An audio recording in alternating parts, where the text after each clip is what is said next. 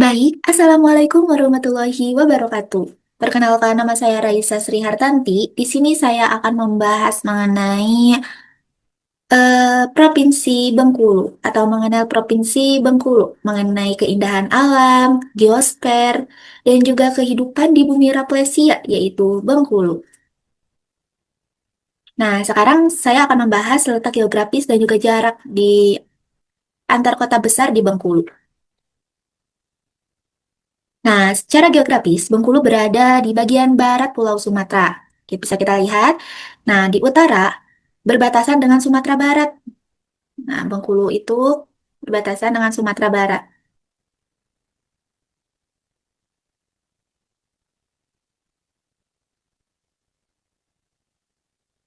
Nah, di Bengkulu berbatasan dengan Sumatera Barat sebelah di sebelah utara dan juga di sebelah timurnya itu berbatasan dengan Jambi dan juga Sumatera Selatan.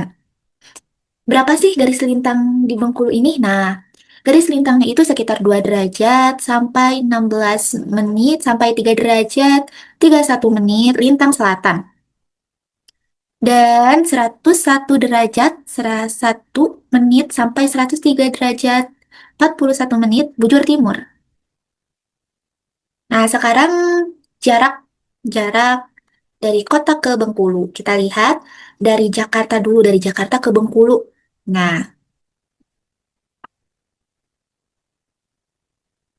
kita lihat sekarang Jakarta. Nah, ini Jakarta ke Bengkulu. Eh, kalau misalkan naik kendaraan darat, itu sekitar 18 jam lebih 8 menit atau sekitar 812 kilometer. Kalau misalkan jalur udara itu sekitar 1 jam 15 menit. Ini lewat penerbangan dari Jakarta ke Bengkulu.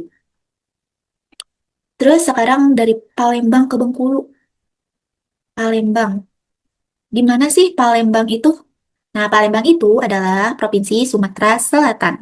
Nah, bisa kita lihat kalau misalkan menggunakan kendaraan darat itu sekitar 10 jam kurang lebih ya, 10 jam perjalanan darat atau sekitar 400 kilometer, 400 lebih. Nah, sekarang kita lihat dari Padang. Kalau Padang itu Provinsi Sumatera Barat ya, kita lihat Padang. Nah, Padang berapa jam nih? Nah, Padang itu sekitar 12 jam.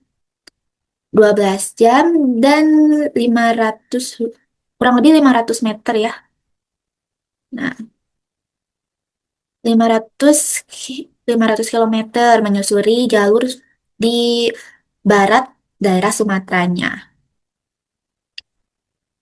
Nah, dengan luas wilayah hampir 20 kilometer persegi, Bengkulu itu menyajikan banyak beragam aneka ragam antara pantai, bukit, dan juga hujan tropis. Nah, nanti kita akan bahas ya. Nah, selanjutnya yang kedua, yaitu mengenai litosfer atau bentuk muka bumi dan geologi di Provinsi Bengkulu. Nah, dari sini, bentuk muka bumi Bengkulu itu didominasi oleh pegunungan vulkanik dari Bukit Barisan, dataran pantai sempit, dan dataran rendah. Dan secara geologi, wilayah ini berada di zona subduksi atau lempeng Indo-Australia. Berarti makanya itu banyak eh, gunung aktif ya di daerah sini tuh.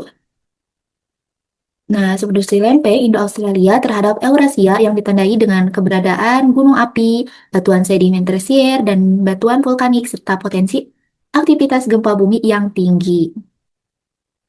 Nah, kita lihat secara langsung di Google Earth.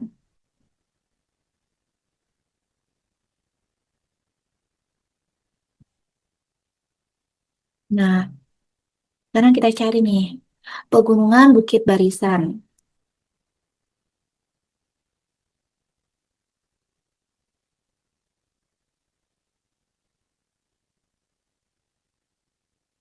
Nah, ini Pegunungan Bukit Barisan. Bisa kita lihat. Nah, ini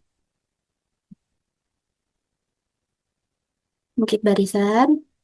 Nah, wilayah Bengkulu ini merupakan bagian dari jalur pegunungan Bukit Barisan. Bukit Barisan yang membentuk relief bervariasi. Nah, ini Bengkulu, ini jalur jalur pegunungan. Nah, ini bagian dari jalur pegunungan di Bukit Barisan Bengkulu tuh ya, yang membentuk relief bervariasi, mulai mulai dari dataran tinggi di timur hingga dataran rendah di pesisir di barat. Di Rejang Lebong berdiri Gunung Kaba setinggi 1938 meter di atas permukaan laut. Rejang Lebong Gunung Kaba. Kita cari Gunung Kaba. Nah, ini. Nah, indah sekali ya.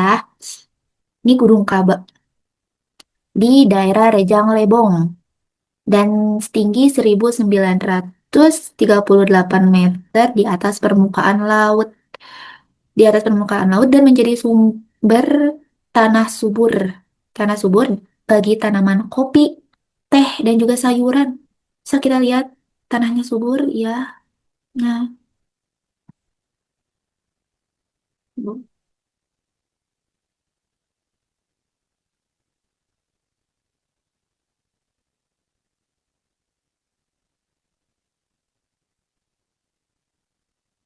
nah, aktivitas vulkanik dari pergeseran lempeng membuat tanah Bengkulu kaya mineral di antara emas, batu bara, dan batu kapur yang tersebar di bagian kabupaten.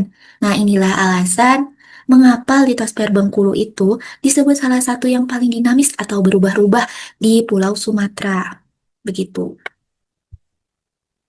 Nah, selanjutnya adalah yang ketiga. Nah, yang ketiga ini saya akan membahas mengenai hidrosfer di Provinsi Bengkulu.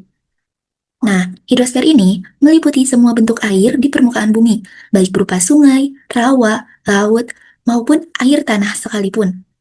Nah, Bengkulu yang terletak di sisi barat Pulau Sumatera memiliki daerah aliran sungai atau sering kita sebut sebagai das yang berhulu di pegunungan Bukit Barisan dan bermuara langsung ke Samudra Hindia. Nah, salah satu sungai utama yang ada di Provinsi Bengkulu yaitu Sungai Ketaun. Nah, Sungai Ketaun ini berada di Bengkulu Utara. Nah, daerah aliran sungai yang terbesar di Provinsi Bengkulu. Di Provinsi Bengkulu dan membentang lebih dari 150 kilometer dari hulu hingga bermuara ke Samudra Hindia.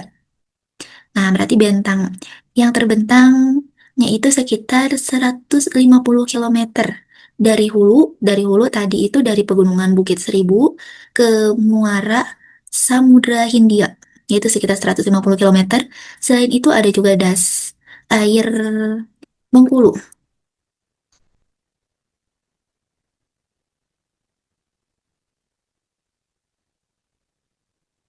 Nah, das air Bengkulu ini melintasi pusat kota untuk bermuara ke Samudra Hindianya itu.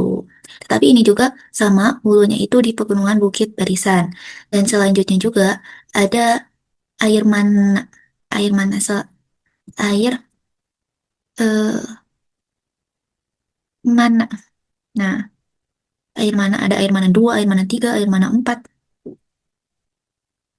Nah, kita cari air mana saja. Nah, ini air mana ini terletak di sebelah selatan di Bengkulu. Selanjutnya ada air Lemau di Bengkulu Tengah. Air Lemau di Bengkulu Tengah. Nah,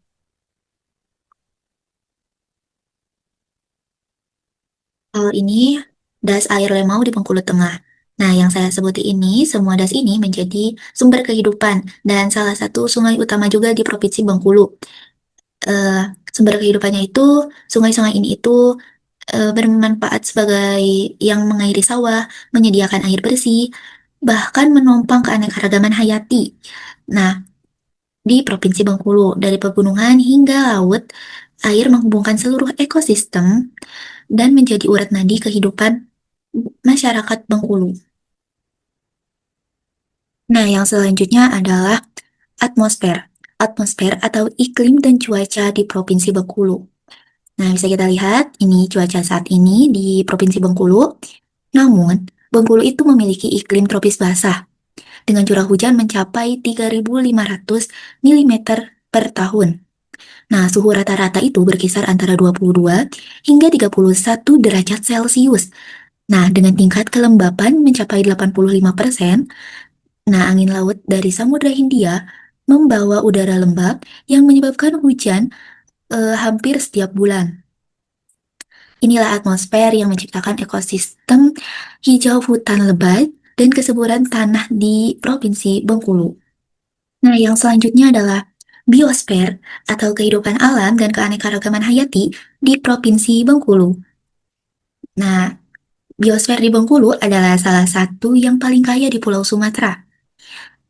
Di kawasan hutan lindung Bukit Daun di Bengkulu. Nah, ini di kawasan hutan lindung Bukit Daun tumbuh Rafflesia arnoldi. Nah, ini Rafflesia arnoldi, bunga terbesar di dunia dengan diameter sampai 100 cm.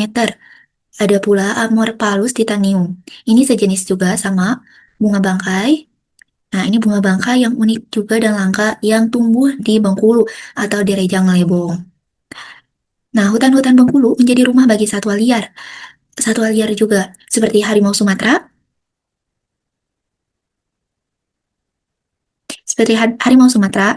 Nah, ini dan juga tapir, beruang madu, dan rangkong gading.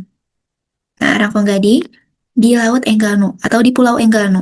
Kita lihat Pulau Enggano. Nah, ini Pulau Enggano yang ada di di Bengkulu. Nah, ini Provinsi Bengkulu. Ini Pulau Enggano.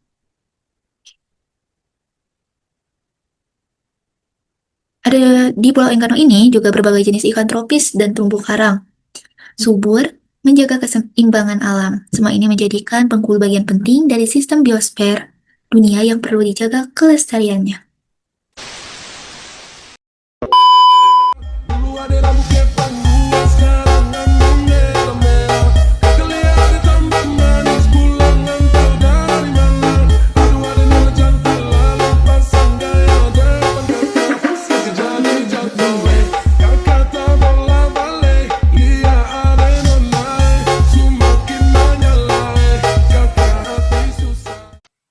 Yang terakhir adalah antroposfer. Simak baik-baik ya. Di pedalaman Bengkulu, hiduplah salah satu suku tertua di Sumatera, yaitu suku Rejang. Suku ini dikenal dengan bahasa khasnya yang disebut bahasa Rejang dan memiliki huruf kuno bernama aksara Kaganga, warisan budaya yang unik dan langka. Masyarakat Rejang terkenal sebagai petani yang handal terutama dalam mengolah kopi dan padi di tanah perbukitan. Tradisi mereka begitu kental, mulai dari tari keji, tarian sakral yang dipercaya sebagai tarian tertua di Sumatera, hingga ada pernikahan yang penuh simbol dan juga makna. Selain itu, suku Rejang menjunjung tinggi hukum adat yang disebut Undang-Undang Simbur Cahaya, aturan yang masih dipatuhi hingga kini dengan kekayaan budaya dan bahasa. Suku Rejang bukan hanya menjadi bagian dari sejarah Bengkulu, tetapi juga harta warisan Nusantara yang tak ternilai. Selanjutnya, ada Pantai Panjang dan Pantai Tapak Pedari dimanfaatkan manusia untuk wisata ekonomi dan juga rekreasi. Selanjutnya, ada Monumen Fatmawati, peninggalan sejarah dan budaya yang menjadi pusat edukasi dan kebanggaan masyarakat Bengkulu. Sekian pembahasan saya pada materi kali ini. Sampai jumpa.